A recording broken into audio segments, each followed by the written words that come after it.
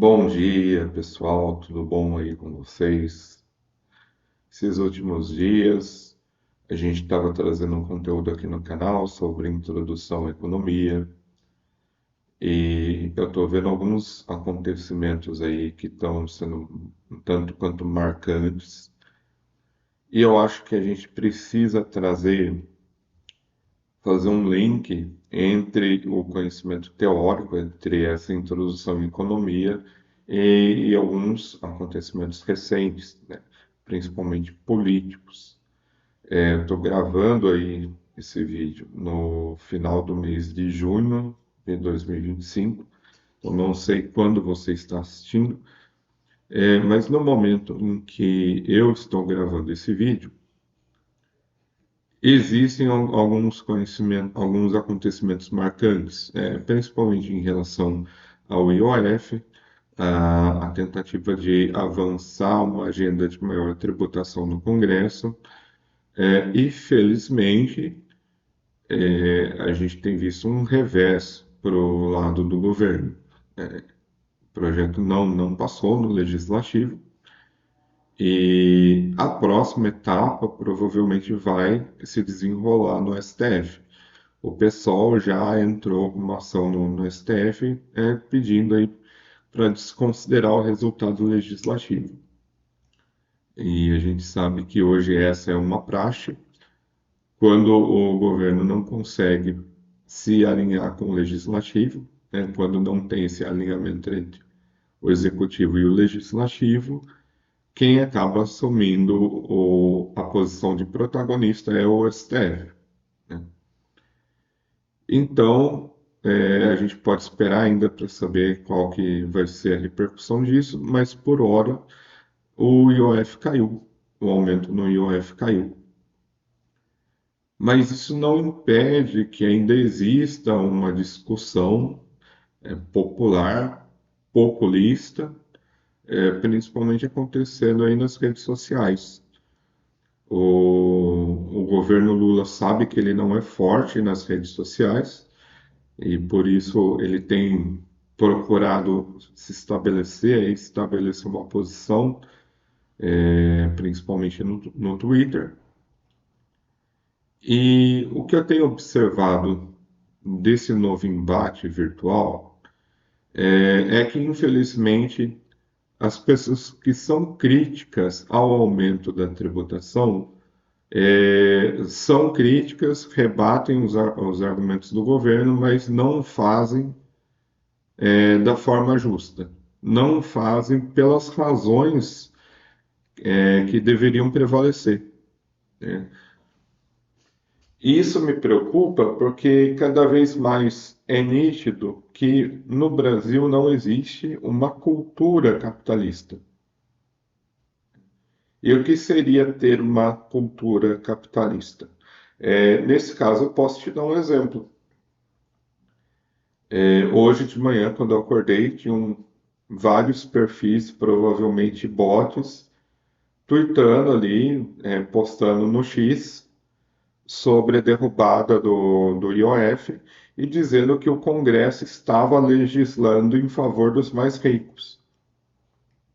Até uma postagem dizia assim que o seu Peugeot 2018 não é tributado pelo IOF. O cara que é tributado pelo IOF é o cara que tem 20 lojas e duas fábricas. Provavelmente até mirando no velho da van, né?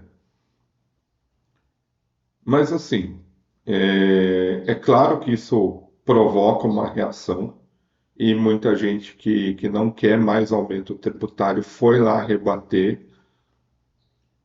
Porém, 100% das pessoas estavam dizendo o seguinte: não, que o IOF ele afeta a parcela mais pobre. E aí eles estavam dando exemplos ali, pegando o próprio a anedota do tweet, falando, o seu Peugeot 2018 não é tributado, mas é tributado sim, porque você vai financiar, então esse imposto vai encarecer o valor final. E trazendo outras situações onde o pobre também paga IOF, né, no rotativo do cartão de crédito, cheque especial, e várias outras situações, e são praticamente inumeráveis as situações onde uma pessoa pagaria IOF. Se você vai comprar uma blusinha numa loja chinesa e receber aqui no Brasil, você vai comprar com cartão de crédito, você vai ser taxado com esse IOF. Então, tecnicamente, a gente está diante de uma mentira. Ok, esse argumento não está errado. As pessoas não rebateram isso, não rebateram uma mentira com uma outra mentira. O problema é que as pessoas estão perdendo de vista o aspecto moral. Porque se existe um rico e supostamente só esse rico iria pagar o aumento do IOF, e ele tem 20 lojas e duas fábricas, poxa, então a gente pode, né, mirar um pouco o patrimônio desse cara para ele pagar mais. Vamos fazer aí o que estão chamando de justiça tributária? Não, ao invés de mirar no pobre, a gente vai mirar nesse cara, que esse cara tem mais condições. E muita gente abraça esse tipo de argumento.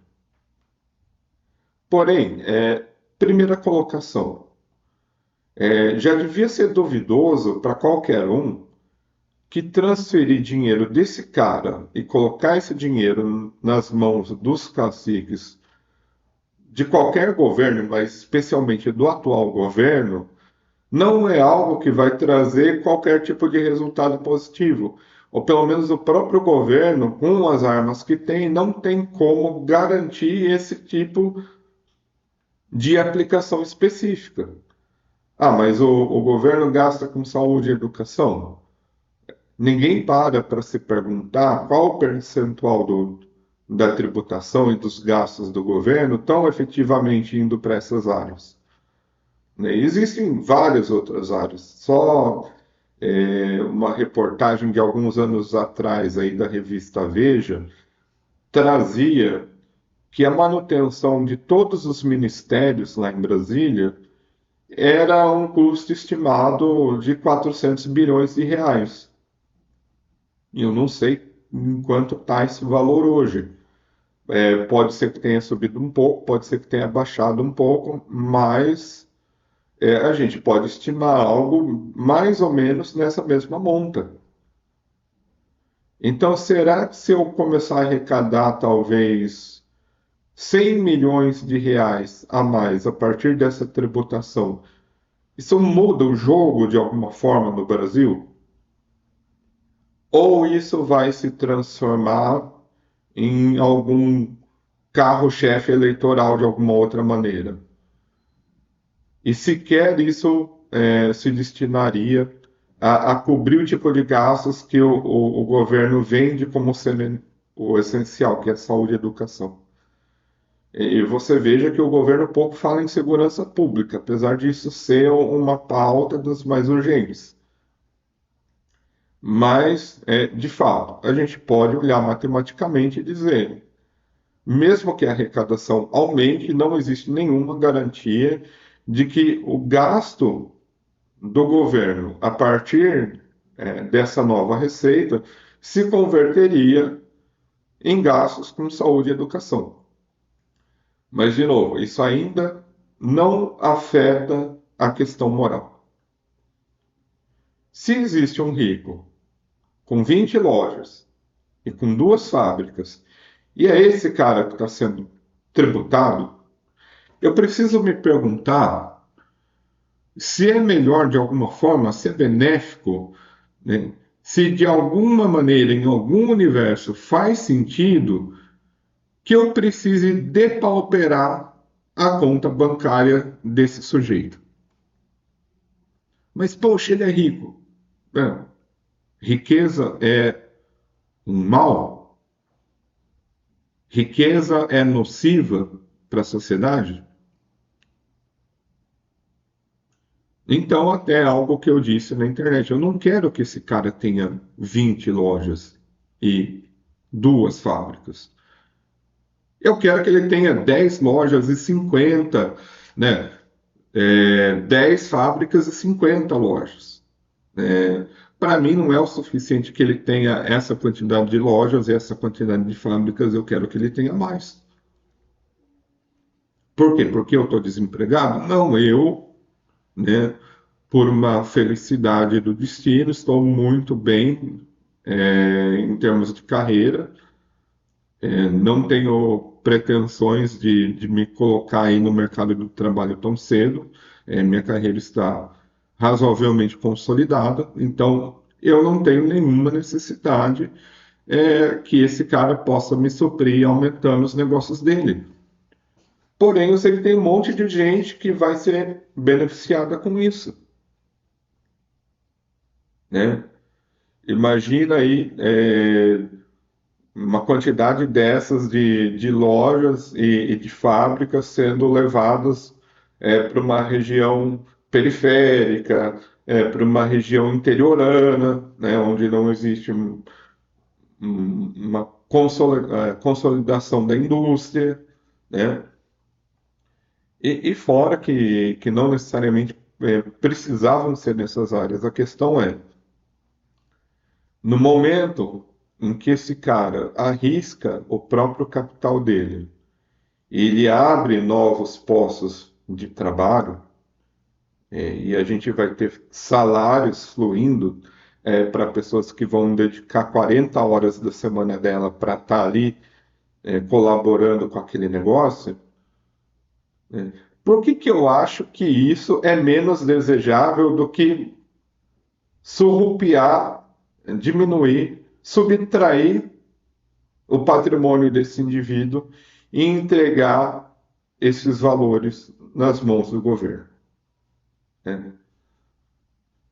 A única razão para alguém pensar que essa é uma condição válida, que esse é um bom acordo, a única razão é se a pessoa tiver os pés fincados no socialismo. Se a pessoa estiver afundada no socialismo, né, até mais do que os pés, dos pés à cabeça, aí ela vai considerar, por força da dogmática, que sim, é melhor que esse cara venha à falência, talvez que ele seja preso, que ele seja enviado para um campo de trabalhos forçados e que o patrimônio dele seja socializado. Mas se você não pensa dessa forma, e felizmente hoje não são, a gente não tem um número muito grande de pessoas que pensam dessa forma, então você não vai achar isso um bom acordo. E talvez alguns de vocês estranhem, poxa, mas a gente está vendo socialismo aí para tudo que é lado, como você fala que pouca gente pensa dessa forma?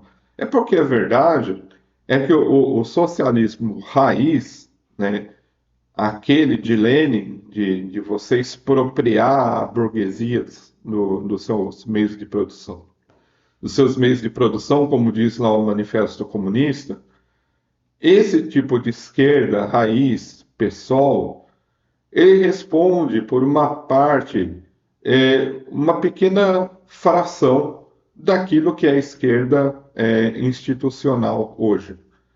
A esquerda institucional, ela se parece muito mais com Getúlio Vargas, né? E ela aplica muito mais as ideias do Lord Keynes do que as ideias do Karl Marx.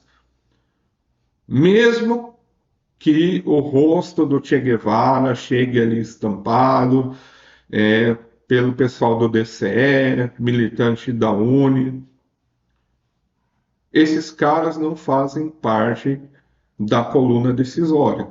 Quem faz parte da coluna decisória, né, pensa a política em termos de social-democracia, pensa a política em termos de distribuição de renda, não necessariamente de você acabar com as empresas, acabar com os bancos, acabar com as bets, né? Tem até uma peça publicitária que o governo está tentando veicular agora, chama Arrecadação BBB. Bancos, bilionários e bets, né? Então, por esse tipo de golpe publicitário, o governo vende realmente a imagem de que ele está contra essa parcela da sociedade, mas na verdade não está. O que é efetivo, o que é a praxe lulista, é você ter um ataque direcionado contra a classe média e você beneficiar pessoas que estão no topo, como o Joesley Batista. Então, se você tiver um açougue, uma pequena propriedade rural aí na sua cidade, provavelmente você vai estar muito mais ferrado nas mãos desse governo do que se você for sócio da JBS. Verdade é essa. Então, a gente precisa reconhecer quem são os nossos inimigos. O marxismo tem muito discurso, chama muita atenção, desperta mais reações apaixonadas, isso é verdade.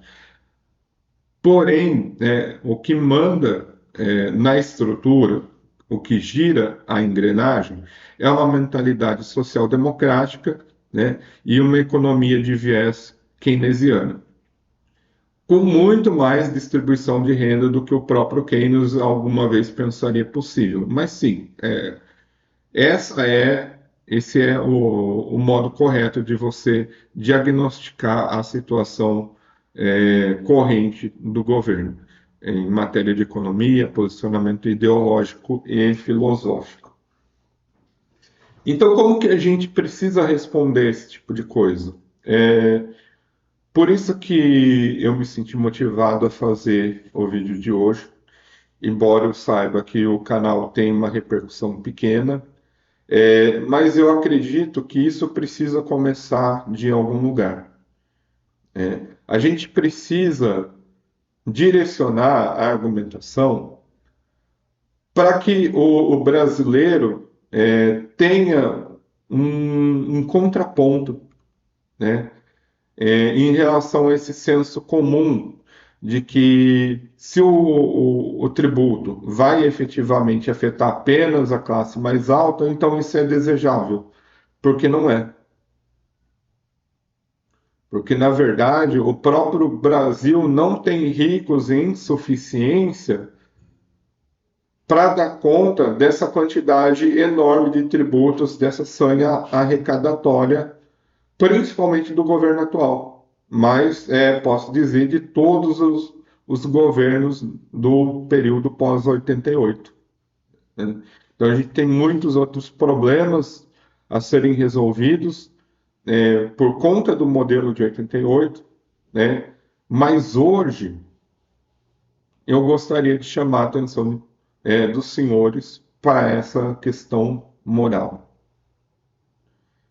Como eu disse, o Brasil não tem sequer ricos em suficiência para atender toda essa sanha dos projetos do governo. Se você juntasse em um único pacote todas as empresas do Ibovespa, você encontraria várias empresas americanas que apenas o valor de uma empresa vai ser superior ao valor do índice Bovespa brasileiro.